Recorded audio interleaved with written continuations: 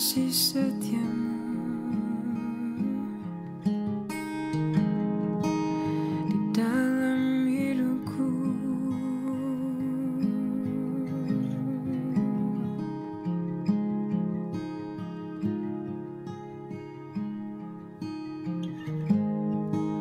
Ku rasakan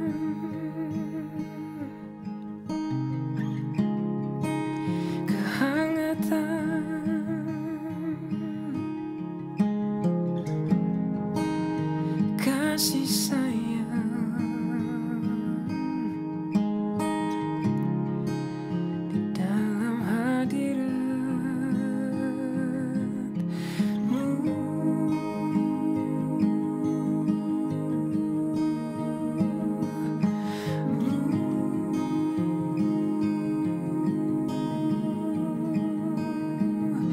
Hadiratmu Tuhan,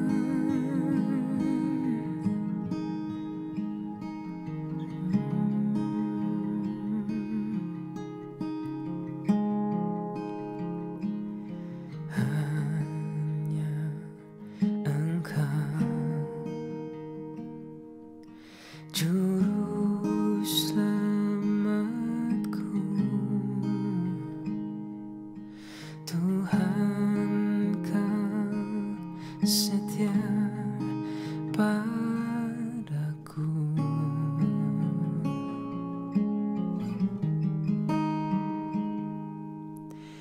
Yang ku pegang hanya janji-Mu. Ku percayakan hidupku.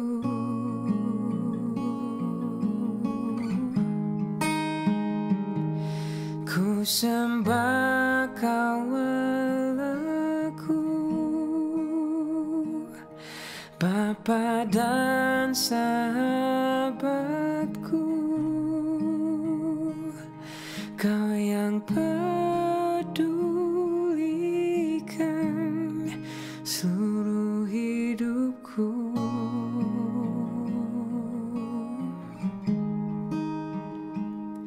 Walau lewat di lembah, aku tak ditinggalkan.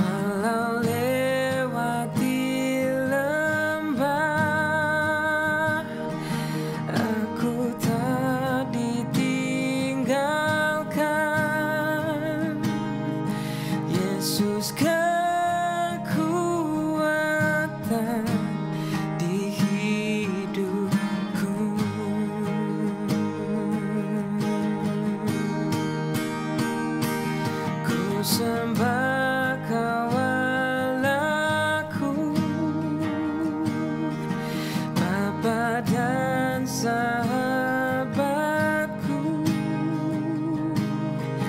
Kau yang pedulikan seluruh hidupku.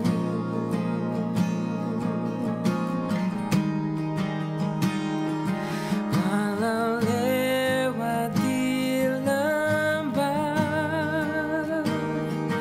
aku tak ditinggalkan. Yesus kekuatan di hidupku.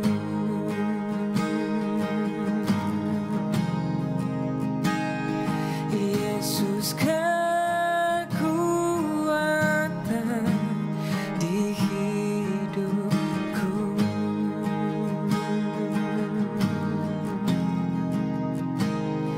Yesus kekuatan di hidupku.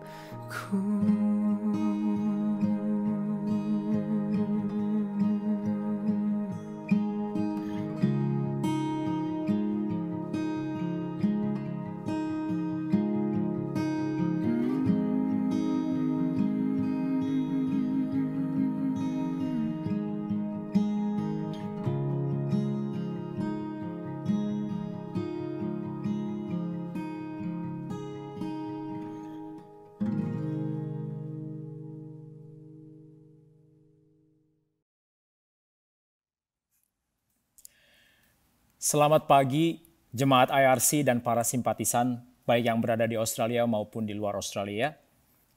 Sekali lagi selamat bergabung dalam kebaktian online Indonesian Reformed Church pada hari ini, tanggal 31 Januari 2021. Adapun tema kebaktian hari ini adalah When Christians Suffer.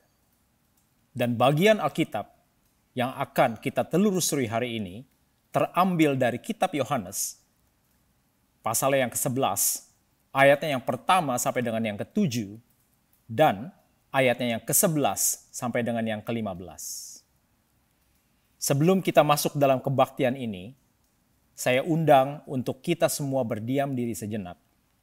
Mari kita sama-sama mempersiapkan hati kita untuk bersama masuk dalam ibadah hari ini. Mari kita bersatu dulu.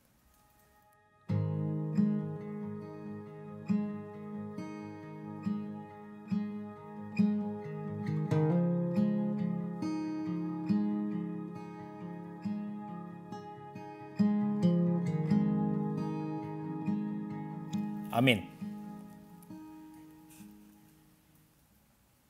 Jemaat yang terkasih, ajakan beribadah pada hari ini terambil dari kitab Mazmur pasal yang pertama, ayatnya yang pertama sampai dengan yang ke-6 yang berbunyi demikian.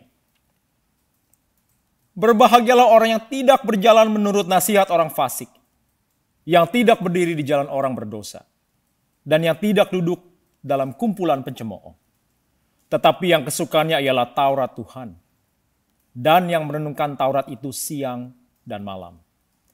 Ia seperti pohon yang ditanam di tepi aliran air, yang menghasilkan buahnya pada musimnya, dan yang tidak layu daunnya. Apa saja yang diperbuatnya berhasil. Bukan demikian orang fasik. Mereka seperti sekam yang ditiupkan angin. Sebab itu orang fasik tidak akan tahan dalam penghakiman. Begitu pula orang berdosa dalam perkumpulan orang benar. Sebab Tuhan mengenal jalan orang benar. Tetapi jalan orang fasik menuju kebinasaan. Bersama-sama kita meresponi ajakan beribadah dengan menyanyikan pujian menyenangkanmu.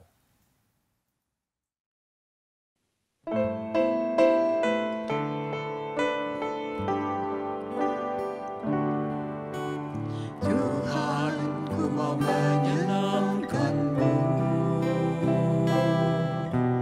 Tuhan, bentuklah hati ini jadi berjana untuk hormat-Mu, cemerlang bagai emas murni. Tuhan, ku serahkan hatiku, semua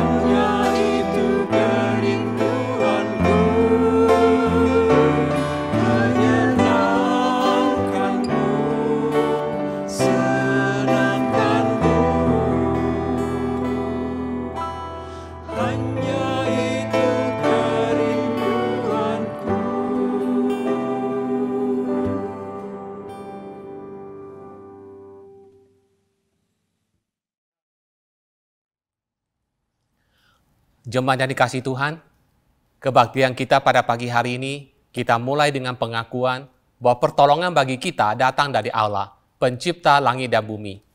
Kasih karunia dan damai sejahtera dari Allah Bapa kita dan dari Tuhan kita Yesus Kristus menyertai saudara sekalian. Amin.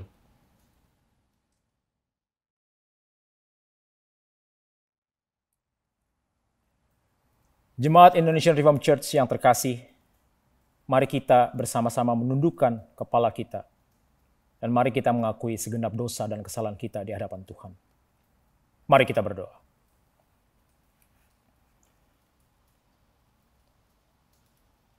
Allah Bapa kami yang bertahta di dalam kerajaan sorga. Setiap hari dalam kehidupan kami melihat pekerjaan Tuhan yang baik dan benar di mata Tuhan. Tapi seringkali kami terus menutupi hati kami, sehingga kami tidak mau melakukan segala sesuatu yang benar di hadapan Tuhan. Oleh karena itu kami melakukan segala perkara yang mendukakan hati Tuhan. Kami tidak berkata-kata dengan benar, kami tidak mencerminkan Kristus dalam kehidupan kami. Kami tidak memberitakan kabar baik yang dari Tuhan. Kami tidak membicarakan bahwa Engkau adalah satu-satunya juru selamat. Dan kami mohon agar kiranya Tuhan boleh menghapuskan segala dosa kami. Kami mendukakan hati orang tua kami mendukakan hati teman-teman kami mendukakan hati pasangan hidup kami. Kami mendukakan setiap orang yang dekat dengan kami, tanpa kami sadari Tuhan. Kiranya Tuhan boleh mengampuni segenap dosa kami. Kami juga mempunyai hati yang tidak taat. Kami mempunyai hati yang tidak lurus di hadapan Tuhan. Kami tidak memikirkan hal-hal yang benar yang ada di atas. Kami tidak memikirkan segala sesuatu yang berkenan di hadapan Tuhan. Kiranya Tuhan boleh mengampuni kami atas segala dosa dan kesalahan kami. Kami berdoa agar kiranya segenap kesalahan kami boleh disucikan kembali oleh Tuhan. Sehingga masing-masing dari kami, setiap dari kami hari ini, yang ikut dalam kebaktian ini boleh dilayakkan Tuhan untuk terus mendengarkan firman Tuhan. Dan sehingga hati kami boleh dibukakan. Sehingga hati kami boleh merupakan tanah yang bersih dan subur di hadapan Tuhan. Dan kami boleh menerima firman Tuhan dengan sungguh-sungguh. Terima kasih Tuhan. Terima kasih atas segala pengampunan dan penyucian yang dari Tuhan. Karena kami berdoa demi nama anak-Mu yang tunggal Tuhan kami dan Juru Selamat kami yang hidup Yesus Kristus. Kami berdoa dan mengucapkan syukur. Amin. Jemaat yang terkasih, mari kita bersama-sama mendengarkan berita anugerah dan petunjuk hidup baru yang terambil dari Yesaya. Pasalnya yang ke-40, ayatnya yang ke-31 berbunyi demikian. Tetapi orang yang menanti-nantikan Tuhan mendapatkan kekuatan baru. Mereka seumpama Raja Wali yang naik terbang dengan kekuatan sayapnya. Mereka berlari dan tidak menjadi lesu. Mereka berjalan dan tidak menjadi lelah. Demikianlah berita anugerah dan petunjuk hidup baru. Dan kita juga akan sebentar lagi mendengarkan khotbah yang berjudul When Christians Suffer. Tema ini demikian kuat waktu saya melakukan segala persiapan, karena itu demikian cocok dengan keadaan setiap orang yang saya rasa sedang bergumul, dan rasa-rasanya setiap orang terus bergumul. Pergumulan kami sekeluarga adalah, sekali lagi ini adalah tentang COVID, di mana adik ipar saya, yaitu adik istri saya yang paling kecil, dinyatakan terkena COVID waktu awal-awal Januari. Dan tidak saja hanya ia yang confirm terkena COVID, yaitu positif COVID, but juga istrinya. Kami berdoa agar Tuhan kiranya boleh menyembuhkan mereka. Yang kami khawatir adalah karena mami tinggal dengan mereka, dan mereka masih mempunyai anak yang baru berusia beberapa tahun. Dan kami merasa bahwa kami jauh dari mereka, kami tidak bisa memberikan support yang baik buat mereka. Semua dari kakak-kakaknya, satu di sini, satu di Perth, dan satu lagi ada di Jakarta. Seakan-akan Tuhan membuat dalam setiap kesengsaraan yang orang-orang boleh alami, kami merasa bahwa apa yang bisa kami lakukan untuk menguatkan mereka. Kami merasakan kepedihan mereka, kami merasakan susahnya mereka, tapi kami nggak bisa berbuat apa-apa. Lalu Firman Tuhan kami seperti dalam Yohanes yang akan kita bahas hari ini. Kita juga lihat bahwa tema kita adalah When Christians Suffer. Kami merasa bahwa dalam setiap keadaan, Tuhan lebih banyak bekerja pada saat kita sudah nggak bisa banyak apa-apa lagi. Pada saat itulah pekerjaan Tuhan yang paling banyak dinyatakan. Waktu setiap orang mulai merasa bahwa mereka benar-benar udah tidak bisa kontrol lagi keadaan. Apakah mereka masih sekarang? Ya, mereka masih positif COVID. Apakah mereka dalam pemeliharaan Tuhan? Saya percaya bahwa Tuhan juga memelihara mereka dan menyayangi mereka. Dan untuk setiap itu kita juga terus berusaha melihat keadaan diri kita pribadi. Menyelidiki terus hati kita. Apa yang kita lakukan di hadapan Tuhan? Apakah kita hidup benar di hadapan Tuhan? Apakah kita siap untuk betul-betul kembali kepada Tuhan kalau Tuhan mau memanggil kita besok, lusa, tahun depan, 10 tahun lagi? Kita nggak tahu. Tapi di luar semua itu, marilah kita mempersiapkan hati kita untuk minta Tuhan menyelidiki kita. Apakah kita benar-benar mengasihi Tuhan? Sehingga fokus kita bukan adalah kesengsaraan yang ada, yang kita alami. Tetapi apakah kita mengasihi Tuhan? Mari kita masing-masing mempersiapkan hati kita dengan menyanyikan bersama Tetap Setia.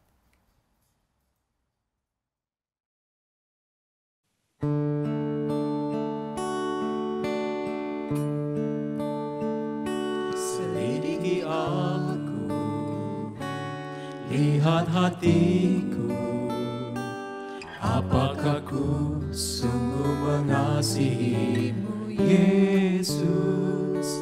Kau yang Maha Tahu dan menilai hidupku, tak ada yang tersembunyi bagimu. Selidiki aku, lihat hatiku, apakah ku sungguh mengasihimu, Yesus? Kau yang Maha Tahu dan menilai hidupku, tak ada yang tersembunyi bagimu. Aku lihat kebaikanmu yang tak pernah habis di hidupku. Ku berjuang sampai akhirnya kau dapati aku tetap setia. Telah kulihat kebaikanmu yang tak pernah habis di hidupku. Ku berjuang sampai akhirnya kau dapati aku tetap setia.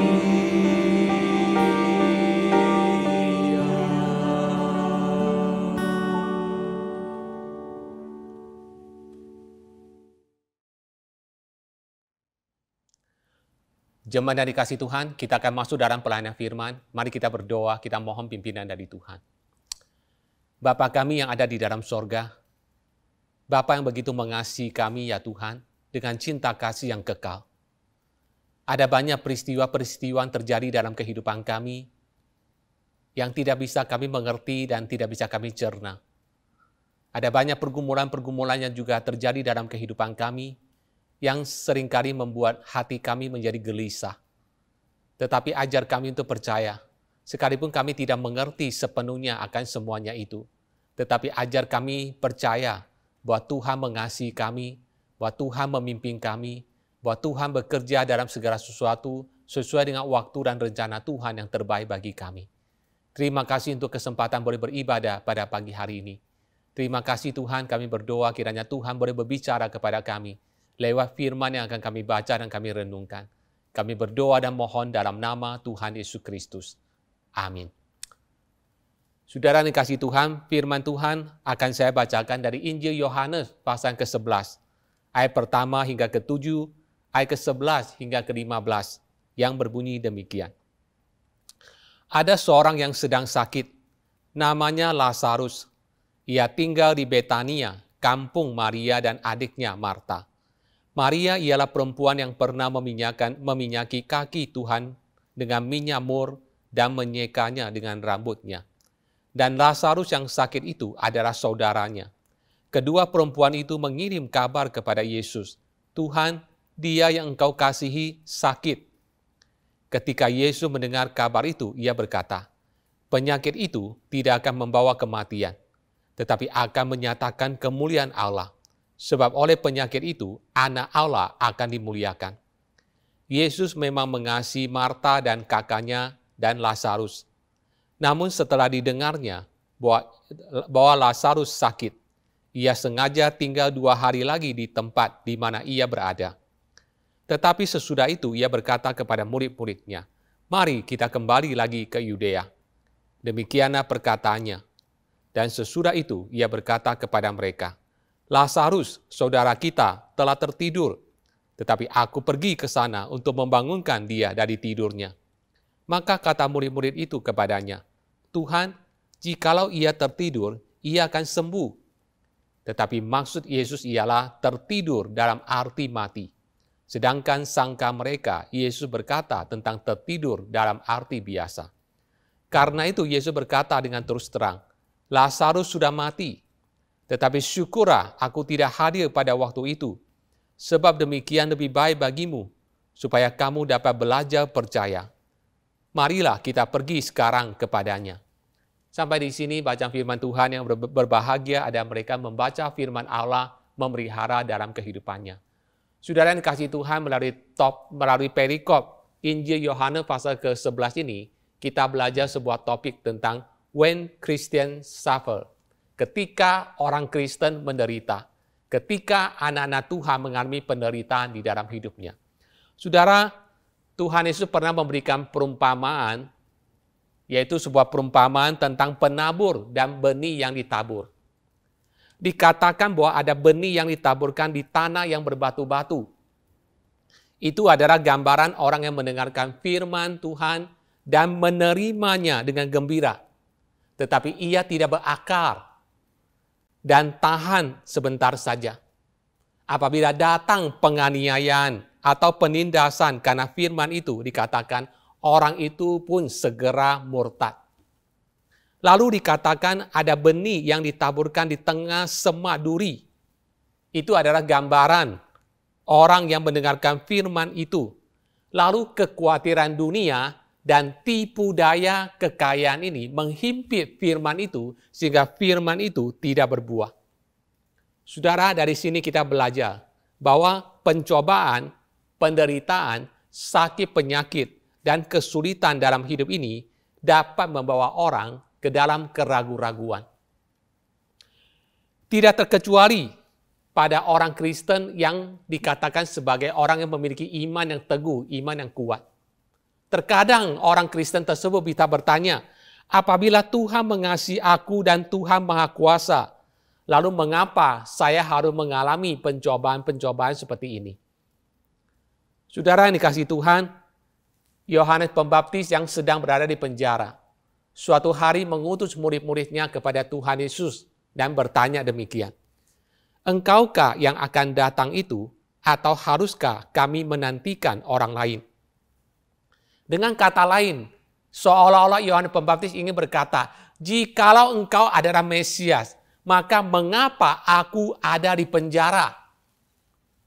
Saudara, orang sebesar Yohanes Pembaptis pun bisa mengalami keraguan-raguan di dalam hatinya. Apalagi kita. Saudara, Injil Yohanes pasal ke-11 ini mencatat peristiwa yang sangat dramatis dalam sepanjang pelayanan Tuhan Yesus. Yaitu Tuhan Yesus membangkitkan Lazarus dari kematian. Tuhan Yesus telah meninggalkan Yerusalem karena orang-orang Yahudi ingin menangkapnya dan ingin membunuhnya. Dan Tuhan Yesus pergi ke daerah dekat sungai Yordan. Tetapi saudara, ketika dia sedang melayani di daerah sekitar sungai Yordan, datang kabar kepadanya bahwa saudara yang dikasihinya, Lazarus, sedang sakit keras. Dalam perikop ini, penulis Injil Yohanes menekankan lebih dari sekali bahwa Yesus mengasihi Lazarus, saudaranya Marta, dan juga Maria. Namun bertolak belakang dengan apa yang diharapkan, saudara. Ketika mendengarkan kabar bahwa Lazarus sedang sakit, Tuhan Yesus tidak segera kembali ke Yudea untuk berjumpa dengan Lazarus atau menyembuhkan Lazarus yang sedang sakit. Sebaliknya dikatakan bahwa Tuhan Yesus tinggal beberapa hari lagi di daerah situ. Sehingga pada waktu Yesus kembali ke Betania, Lazarus sudah dikubur selama 4 hari. Saudara, pertanyaannya adalah, mengapa Tuhan Yesus tidak segera berangkat ke Betania untuk menyembuhkan Lazarus? Mengapa Tuhan Yesus menunda-nunda waktu untuk pergi menyembuhkan Lazarus? Di dalam bagian ini Tuhan Yesus dengan jelas menyatakan alasannya, bahwa ia memiliki rencana dan tujuan atas penyakit dan atas kematian ini, yaitu untuk kemuliaan Allah dan untuk pertumbuhan iman dari Marta, Lazarus, dan juga Maria. Ayat keempat mengatakan, ketika Yesus mendengar kabar itu, ia berkata, penyakit itu tidak akan membawa kematian, tetapi akan menyatakan kemuliaan Allah, sebab oleh penyakit itu, anak Allah akan dimuliakan. Ayat ke-15, tetapi syukurlah aku tidak hadir pada waktu itu, sebab demikian lebih baik bagimu, supaya kamu dapat belajar percaya. Saudara, ada 4 hal yang dapat kita pelajari tentang penderitaan dari peristiwa ini. Melalui peristiwa di dalam Injil Yohanes pasal ke-11 ini, kita belajar 4 hal tentang penderitaan yang dialami oleh orang Kristen. Yang pertama, saudara, Tuhan mengizinkan orang-orang dikasihinya menderita. Terkadang Tuhan mengizinkan orang-orang yang dikasihinya menderita. Saudara, ada 2 kali dinyatakan oleh penulis Injil Yohanes ini bahwa Yesus mengasihi keluarga ini. Yesus mengasihi Marta, Yesus mengasihi Maria, dan Yesus mengasihi Lazarus. Ayat ketiga bagian B dikatakan, kedua perempuan itu mengirim kabar kepada Yesus, Tuhan, dia yang engkau kasihi sakit. Lalu ayat kelima, Yesus memang mengasihi Marta dan kakaknya dan Lazarus. Saudara, pertanyaannya adalah, jikalau Yesus mengasihi Marta, Maria, dan Lazarus, lalu apa yang Tuhan Yesus lakukan ketika mendengar kabar bahwa Lazarus sedang sakit? Apa yang Yesus lakukan? Ayat ke-6. Namun setelah didengarnya bahwa Lazarus sakit, ia sengaja tinggal 2 hari lagi di tempat di mana ia berada. Saudara, Tuhan Yesus mengambil keputusan ini oleh karena ia memiliki rencana dan tujuan atas apa yang dialami oleh Lazarus. Namun keputusan Yesus untuk tetap tinggal di tempat di mana dia berada, ia tidak langsung kembali untuk menyembuhkan Lazarus. Apa yang Tuhan Yesus lakukan ini tidak bisa dimengerti oleh Marta ataupun oleh Maria. Ini adalah sebuah prinsip dalam kehidupan kita, saudara. Terkadang Tuhan mengizinkan penderitaan terjadi dalam kehidupan kita. Namun kita tidak memahami dan kita tidak mengertinya. Bahkan kita sulit untuk menerimanya. Namun ini fakta pertama yang harus kita terima, yang diajarkan oleh firman Tuhan kepada kita. Terkadang Tuhan mengizinkan orang-orang dikasihinya menderita. Kita masuk ke dalam hal kedua yang kita pelajari dari perikop ini. Yaitu kita tidak selalu dapat memahami mengapa dari penderitaan kita. Kita tidak selalu bisa memahami mengapa dari segala penderitaan yang kita alami dalam hidup kita. Why? Adalah pertanyaan yang seringkali muncul ketika kita menderita. Mengapa? Mengapa saya? Mengapa sekarang? Apa salah saya? Apa dosa saya? Sehingga saya mengalami peristiwa ini, penderitaan ini dalam hidupku. Saudara, ada sebuah kisah yang diceritakan oleh pendeta John MacArthur. Dikatakan pendeta John MacArthur pernah menceritakan sebuah peristiwa seperti ini. Seorang pendeta dan istrinya membawa putri sulungnya untuk mendaftar di Master College. Putri yang kedua juga berencana akan mendaftar tahun depan. Pendeta ini membawa istrinya, kedua putrinya, dan seorang putra dalam mobilnya menuju ke Master College. Mereka juga membawa serta dua pemuda Itali yang sedang mengikuti pertukaran pelajar dan berharap agar kedua pelajar ini beroleh kesempatan untuk mengenal Yesus Kristus sebagai Tuhan mereka.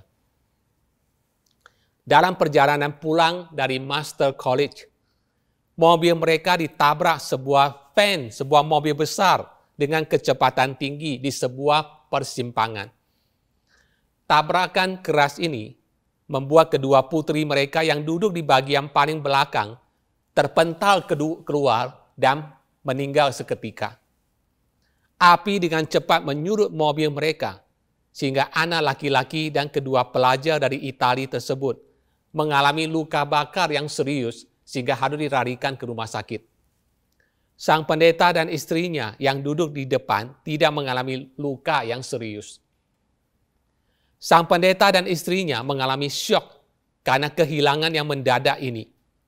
Ketika pendeta MacArthur mengunjungi mereka di rumah sakit, sang pendeta yang masih syok itu berkata kepada pendeta MacArthur demikian, "Otak saya dipenuhi dengan sebuah pikiran bahwa bukankah Tuhan itu baik? Dan karena Tuhan itu baik, maka ia memanggil pulang kedua putriku yang sudah mengenal Kristus dan begitu mengasihi Kristus. Dan Tuhan mengizinkan kedua pelajar dari Italia ini luput dari kematian karena mereka belum mengenal Tuhan." Apakah demikian? Apa betul demikian? Saudara, pendeta MacArthur tidak bisa menjawab. Dan itu adalah sebuah realita. Ada banyak pertanyaan yang kita tidak bisa jawab atau kita tidak menemukan jawabannya di dalam hidup ini. Termasuk penderitaan, termasuk segala pergumulan yang kita alami dalam hidup kita. Tidak selalu kita bisa menemukan jawaban mengapa itu terjadi. Saudara, ada banyak orang yang telah mengalami berbagai pencobaan dan penderitaan dalam hidupnya yang mengajar kita daripada kita bertanya why, mengapa. Lebih baik kita bertanya what, apa. Apa yang Tuhan mau kita pelajari melalui apa yang kita alami. Atau kita bertanya how. Bagaimana Tuhan memakai pencobaan dan penderitaan ini untuk mengenapi kehendaknya dan rencananya atas hidup kita. Saudara, sekali lagi kita tidak selalu mendapatkan jawaban atas pertanyaan mengapa kita menderita. Karena Tuhan senantiasa bekerja menurut caranya yang kita tidak tahu. Namun ada beberapa petunjuk yang diberikan firman Tuhan kepada kita. Yang pertama, penderitaan adalah sarana untuk memperlihatkan kemuliaan Allah. Kadang-kadang Tuhan mengizinkan kita menderita karena penderitaan adalah sarana yang dipakai Tuhan untuk menyatakan kemuliaannya. Tuhan Yesus berkata dalam ayat keempat, ketika Yesus mendengar kabar itu, ia berkata, penyakit itu tidak akan membawa kematian, tetapi akan menyatakan kemuliaan Allah. Sebab oleh penyakit itu, anak Allah akan dimuliakan. Dalam kisah peristiwa orang buta yang buta sejak lahirnya, dikatakan murid-murid Tuhan bertanya kepada Tuhan Yesus demikian, Rabi, siapakah yang berbuat dosa, orang ini sendiri atau orang tuanya sehingga ia dilahirkan buta? Apa jawab Tuhan Yesus? Dikatakan, Tuhan Yesus menjawab, bukan dia dan bukan juga orang tuanya, tetapi karena pekerjaan-pekerjaan Allah harus dinyatakan di dalam Dia. Terkadang Tuhan mengizinkan kita menderita, karena penderitaan adalah sarana bagi Tuhan untuk menyatakan kemuliaannya. Hal yang kedua, dalam kehidupan kita setiap pribadi, penderitaan dapat menjadi sarana untuk membangun dan mengoreksi kita. Kadang Tuhan mengizinkan kita mengalami penderitaan, kesulitan, penganiayaan, kedukaan dalam hidup kita. Karena penderitaan adalah sarana untuk membangun atau mengoreksi kita. Saudara, ketika kita percaya kepada Tuhan, mengalami perjumpaan dengan Tuhan secara pribadi untuk pertama kalinya, Tuhan mencintai kita apa adanya. Tuhan mengasihi kita apa adanya. Tuhan menerima kita apa adanya. Tidak peduli betapa bobroknya, betapa hancurnya, betapa jahatnya hidup kita, diri kita. Tuhan mencintai kita dan menerima kita apa adanya. Namun saudara, setelah Tuhan mencintai kita, menerima kita, menyelamatkan kita apa adanya. Setelah itu, Tuhan tidak membiarkan kita apa adanya. Melainkan Tuhan mulai menyatakan proses pembentukannya, koreksinya dalam hidup kita melalui berbagai hal, melalui berbagai peristiwa yang terjadi dalam kehidupan kita. Supaya kita boleh dibentuk, supaya kita boleh bertumbuh menurut apa menjadi agenda dan rencana Tuhan atas kehidupan setiap kita. Dan proses pembentukan ini tidak mudah. Proses pembentukan ini seringkali menyakitkan, tetapi sangat kita perlukan. Sebagaimana yang dikatakan di dalam Ibrani 12 ayat ke-10 demikian. Sebab mereka mendidik kita dalam waktu yang pendek, sesuai dengan apa yang mereka anggap baik. Tetapi Dia menghajar kita untuk kebaikan kita, supaya kita beroleh bagian dalam kekudusannya. Memang tiap-tiap ganjaran pada waktu ia diberikan tidak mendatangkan sukacita, tetapi duka cita. Tetapi kemudian ia menghasilkan buah kebenaran yang memberikan damai kepada mereka yang dilatih olehnya. Dan yang ketiga, saudara, terkadang Tuhan mengizinkan kita mengalami penderitaan. Karena penderitaan yang kita alami dapat dipakai Allah untuk membawa penghiburan bagi orang percaya dan membawa kesaksian bagi orang yang belum percaya. Terkadang Tuhan mengizinkan kita mengalami penderitaan, karena penderitaan yang kita alami itu adalah sarana yang dipakai Tuhan untuk membawa penghiburan bagi orang percaya dan menjadi kesaksian bagi orang yang belum percaya. Paulus berkata di dalam 2 Korintus pasal pertama ayat ketiga dan keempat demikian.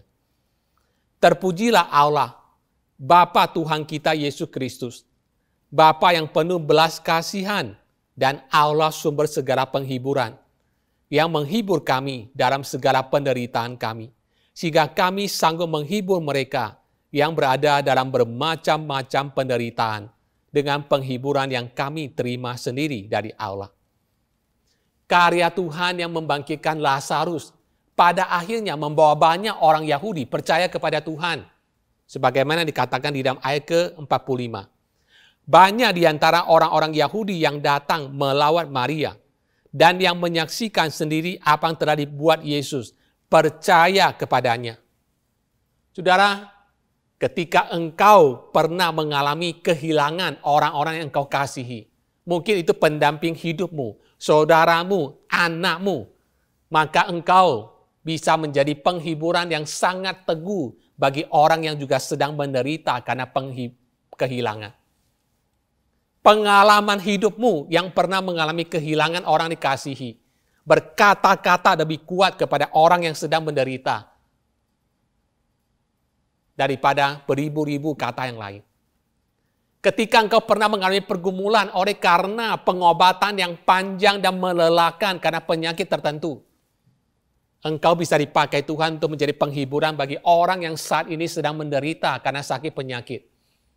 Karena apa yang engkau pernah alami dalam hidupmu. Saudara, terkadang Tuhan mengizinkan kita menderita.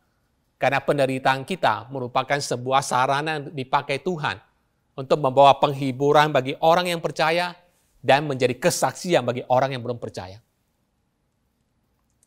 Dan saudara, prinsip ketiga yang kita pelajari dari perikop Yohanes pasal ke-11 ini. Kita senantiasa dapat membawa pergumulan kita kepada Kristus. Hal ketiga yang kita pelajari dari perikop Yesus membangkitkan Lazarus dari kematian adalah kita senantiasa bisa membawa pergumulan kita kepada Tuhan. Saudara, apa yang dilakukan Marta dan Maria ketika Lazarus sakit? Ayat ketiga B mengatakan, kedua perempuan itu mengirim kabar kepada Yesus, Tuhan, dia yang engkau kasihi sakit. Saudara, ketika Lazarus sakit dan hampir mati, hal yang dilakukan oleh Marta dan Maria adalah mengirim kabar, memberitahu Yesus tentang kondisi Lazarus. Ini yang mereka lakukan, beritahu Yesus. Dan ini sebuah prinsip yang sangat penting dalam kehidupan kita. Di tengah-tengah penderitaan yang kita alami, ketika kita tidak tahu jawaban, ketika kita sulit menerima, belajar untuk menyampaikan itu kepada Tuhan. Beritahu Yesus. Sampaikan pergumulan kita kepada Tuhan Yesus. Ada sebuah lagu rohani mengatakan, di hatimu jika penuh khawatir, beritahu Yesus. Di hatimu jika penuh dengan duka, beritahu Yesus. Beritahu Yesus. Yesus yang penuh dengan kemurahan. Jangan bimbang dan tidak perlu takut. Segera beritahu Yesus. Ini hal yang ketiga yang kita pelajari dari perikop ini ketika orang Kristen menderita. Apa yang harus kita lakukan ketika kita mengalami penderitaan dalam hidup kita? Beritahu Yesus. Sampaikan kepada Tuhan Yesus. Dan yang terakhir, saudara. Hal yang keempat yang kita pelajari dari perikop Yohanes 11 ini adalah kita belajar menyadari bahwa Tuhan bekerja dalam segala sesuatu menurut waktunya. Tuhan bekerja dalam segala sesuatu menurut waktunya. Saudara, Marta dan Maria tidak mengerti mengapa Tuhan Yesus menunda waktu untuk datang dan menyembuhkan Lazarus. Mari kita melihat komentar dari Marta di ayat ke-21. Maka kata Marta kepada Yesus, Tuhan, sekiranya engkau ada di sini, saudaraku pasti tidak mati. Perhatikan kata Maria di ayat ke-32. Setibanya Maria di tempat Yesus berada dan melihat dia, tersungkurlah ia di depan kakinya dan berkata kepadanya, Tuhan, sekiranya engkau ada di sini, saudaraku pasti tidak mati. Saudara, Maria dan Marta berpandangan bahwa jikalau Yesus ada pada waktu Lazarus sakit, maka Lazarus tidak akan mati. Mereka berkata demikian karena mereka tidak mengerti rencana dari Tuhan, saudara. Namun, saudara, Tuhan Yesus menunda kedatangannya karena Tuhan Yesus ingin mengajar Maria dan Marta untuk melihat kemuliaan Tuhan dan untuk mengalami peristiwa yang akan membuat iman mereka bertumbuh, saudara. Sekalipun mereka tidak mengerti. Tetapi Tuhan punya rencana. Tuhan punya agenda. Tuhan punya tujuan yang terbaik bagi kehidupan setiap anak-anaknya. Roma 8:28 mengatakan Tuhan bekerja dalam segala sesuatu untuk mendatangkan kebaikan bagi orang-orang dikasihnya. Itu bagi mereka yang terpanggil sesuai dengan rencana Allah. Saudara yang dikasihi Tuhan, ada seorang wanita yang masih berduka karena kematian ibunya. Dan hari Minggu itu ia datang ke gereja untuk mengikuti kebaktian. Di depan gereja ia berpapasan dengan seorang anak laki-laki berusia 7 tahun. Dengan mata yang melinang air mata, anak kecil ini menatap wanita tersebut dan berkata, "Saya sudah berdoa untuk ibumu," katanya, "tapi ia meninggal sekarang." Untuk sesaat wanita yang sedang berduka ini, begitu ingin memeluk anak kecil ini dan menangis bersama-sama. Namun wanita ini menyadari bahwa anak ini begitu terguncang karena ia berpikir doanya itu tidak dijawab oleh Tuhan. Jadi wanita ini berdoa minta hikmat dari Tuhan. Kemudian ia berkata kepada anak ini, "Kamu ingin Tuhan melakukan yang terbaik bagi ibuku, bukan?" Anak itu menganggukkan kepalanya. Nah, Tuhan telah menjawab doamu. Rencana Tuhan yang terbaik adalah membawa ibuku pulang ke sorga untuk hidup bersamanya. Mata anak itu kembali bersinar dan menjawab, "Betul sekali, Tuhan telah melakukannya." Dan anak itu kembali ceria dan kembali pergi bermain bersama dengan teman-temannya. Karena ia senang bahwa Tuhan telah membawa ibu itu kembali ke sorga. Saudara, sekalipun kita tidak selalu mengerti mengapa Tuhan mengizinkan kita menderita, namun kita senantiasa bisa membawa masalah kita kepada Tuhan. Dan tahu bahwa Ia mengasihi kita. Dan Ia melakukan segala yang terbaik bagi kita menurut waktunya. Saudara, apa yang kita pelajari dari Yohanes pasal ke-11 hari ini? Kita belajar yang pertama, saudara. Terkadang Tuhan mengizinkan orang-orang dikasihinya menderita. Itu adalah fakta pertama.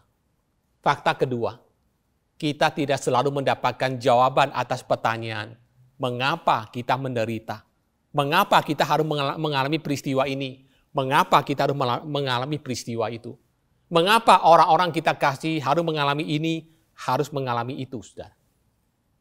Tapi hal yang ketiga yang kita bisa pelajari adalah, kita boleh membawa segala sesuatu pergumulan kita kepada Tuhan. Kita boleh memberitahu Tuhan segala peristiwa, segala kesusahan, segala beban, pertanyaan yang ada dalam hati kita kepadanya.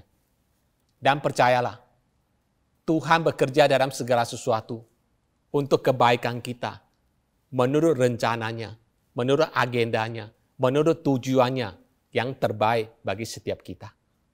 Kiranya Tuhan memberkati kita melalui firman Tuhan ini. Amin.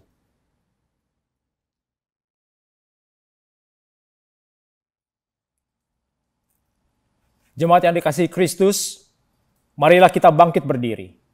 Dan mari kita bersama dengan gereja dari segala abad dan tempat mengakui pengakuan iman kita seturut dengan pengakuan iman rasuli yang berbunyi demikian.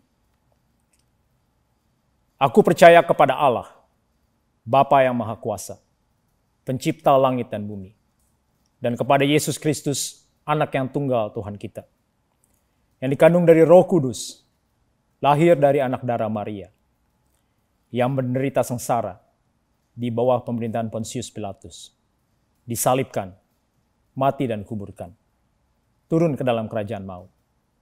Pada hari yang ketiga, bangkit pula dari antara orang mati, naik surga, duduk di sebelah kanan Allah, Bapa yang Maha Kuasa, dan dari sana Ia akan datang untuk menghakimi orang yang hidup dan yang mati. Aku percaya kepada Roh Kudus, gereja yang kudus dan am, persekutuan orang kudus, pengampunan dosa, kebangkitan tubuh, dan hidup yang kekal. Amin. Jemaat dipersilakan duduk. Kita juga mau sekali lagi menundukkan hati dan pikiran kita di hadapan Tuhan, untuk kita boleh menaikkan syafaat-syafaat kita di hadapan dan tahta kasih karunia Tuhan, yang kita juga akan bersama-sama menutupnya dengan berdoa sesuai dengan doa yang diajarkan oleh Tuhan Yesus sendiri. Adapun pokok doa yang kita doakan hari ini adalah rencana untuk kembali melakukan ibadah untuk kita semua di gereja pada bulan Februari. Kiranya Tuhan berbelas kasihan dan kita mempunyai kesempatan untuk boleh bertemu kembali di gereja dan bisa berfellowship bersama-sama. Dan biarlah semua itu sesuai dengan rencana dan kehendak Tuhan buat kita semua. Yang kedua adalah kita mau berdoa untuk persiapan pelayanan, di mana Indonesian Reformed Church bersama dengan Arise Anglican Church dalam melayani youth dan Sunday School Kids kita pada bulan Februari nanti. Mari kita bersama-sama menundukkan hati dan kepala kita dan kita berdoa di hadapan Tuhan. Mari kita berdoa.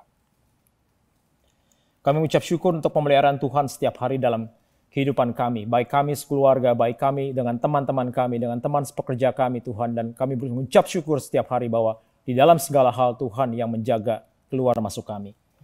Kami juga berdoa dan mengucap syukur bahwa dalam banyak kesempatan Tuhan terus memberikan kesempatan buat kami untuk boleh terus beribadah, baik maupun online maupun dengan fellowship bersama-sama dengan Zoom ataupun dalam media-media lainnya. Kami berdoa sungguh-sungguh Tuhan Yesus Kristus agar kami diberikan kesempatan untuk kembali lagi berfellowship bersama-sama di dalam gereja Tuhan, sehingga kami boleh bertemu muka dengan muka, bisa melihat saudara-saudara kami seiman di dalam Engkau di dalam gedung ibadah ini Tuhan Yesus Kristus, sehingga kami boleh merasa bersyukur, boleh merasa bahwa kami terus dikuatkan dan tidak hanya di belakang kita tidak melihat mereka secara pribadi Tuhan.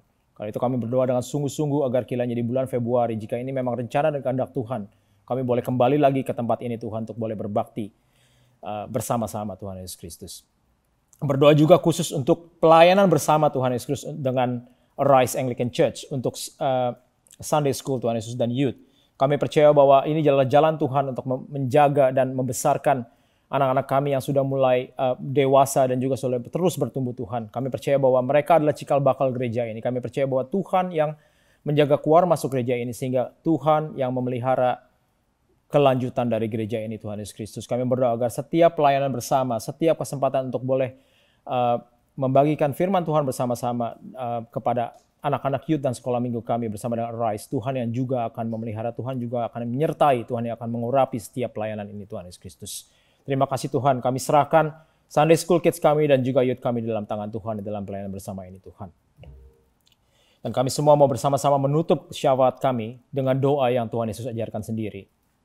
Mari kita sama-sama berbuka suara dan berkata, Bapa kami yang ada di sorga, dikuduskanlah namamu, datanglah kerajaanmu, jadilah kehendak-Mu di bumi seperti di surga. Berikanlah kami pada hari ini makanan kami yang secukupnya. Dan ampunilah kami akan kesalahan kami seperti kami juga mengampuni orang-orang yang bersalah kepada kami. Dan janganlah membawa kami ke dalam pencobaan, tetapi lepaskanlah kami daripada yang jahat. Karena Engkau yang mempunyai kerajaan dan kuasa dan kemuliaan sampai selama-lamanya. Amin. Jemaat Indonesian Reformed Church yang terkasih, kita juga diberikan kesempatan. Kenapa saya bilang diberikan kesempatan? Karena ada saatnya kita tidak bisa lagi memberi. Karena Tuhan tidak membutuhkan apapun dari kita. Karena pada saat inilah kita diberikan kesempatan untuk kita boleh memberikan persembahan kita kepada Tuhan. Seperti yang kita ingat melalui firman Tuhan yang akan kita baca dari Matius 13, ayatnya yang ke-15 sampai dengan ke-16, berbunyi demikian. Sebab itu marilah kita oleh Dia, yaitu Yesus Kristus, senantiasa mempersembahkan korban syukur kepada Allah, yaitu ucapan bibir yang memuliakan namanya. Dan janganlah kamu lupa berbuat baik dan memberi bantuan, sebab korban-korban yang demikianlah yang berkenan kepada Allah. Di dalam layar saudara sekarang tercantum bank account dari Indonesian Reformed Church. Masing-masing dari kita boleh memberikannya melalui transfer kepada rekening yang tertera di layar saudara-saudara. Ataupun pada saat kita kembali nanti ke gereja, kita bisa memberikannya di dalam kumpulan amplop yang sudah kita siapkan sebelumnya, yang akan kita berikan di gereja pada saat situasi boleh berlangsung secara normal.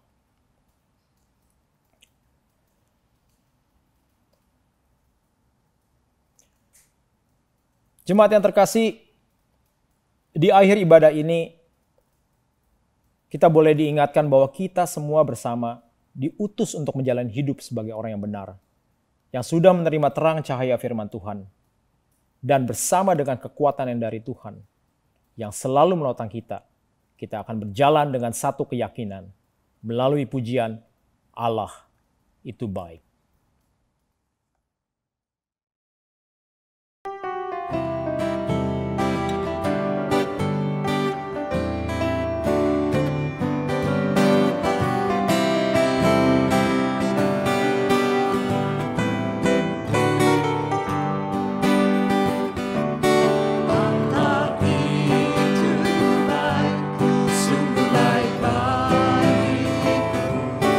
Ditunjuk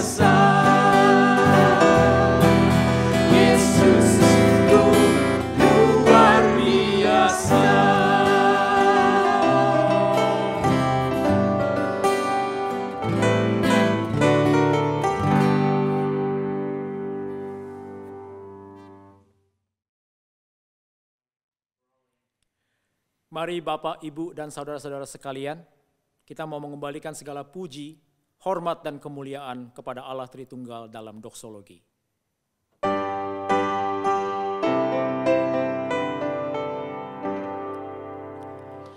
Praise God from whom all blessings flow. Praise Him, all creatures here below. Praise Him above, ye heavenly host. Praise Father, Son, and Holy Ghost. Amen.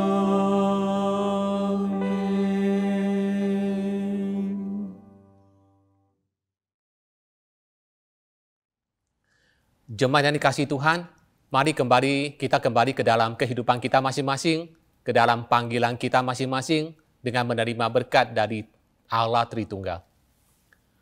Anugerah dari Tuhan kita Yesus Kristus, cinta kasih dari Allah Bapa kita, persekutuan penghiburan kekuatan dari Allah Roh Kudus beserta dengan saudara sekalian mulai hari ini sampai selama-lamanya. Amin. Demikianlah ibadah online kita pada pagi hari ini. Bapak, Ibu, Saudara, sesuai dengan apa yang kita rencanakan, kita doakan, kita berharap supaya minggu depan kita bisa kembali melakukan ibadah seperti biasa di gereja. Kiranya setiap jemaat boleh memiliki hati dan kerinduan untuk boleh bergabung kembali, bersekutu kembali, beribadah kembali di gereja bersama-sama. Tuhan memberkati Anda semua dimanapun Anda berada. Sampai berjumpa lagi.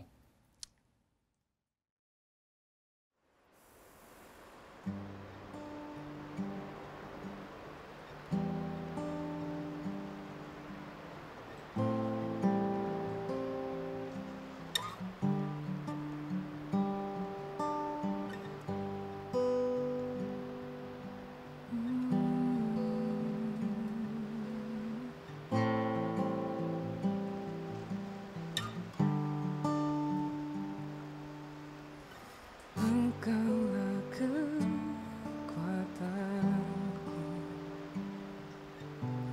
tempat perlindunganku saat badai menerpa. Aku tak akan goyah, aku tak akan goyah, sebab Kau sertaku.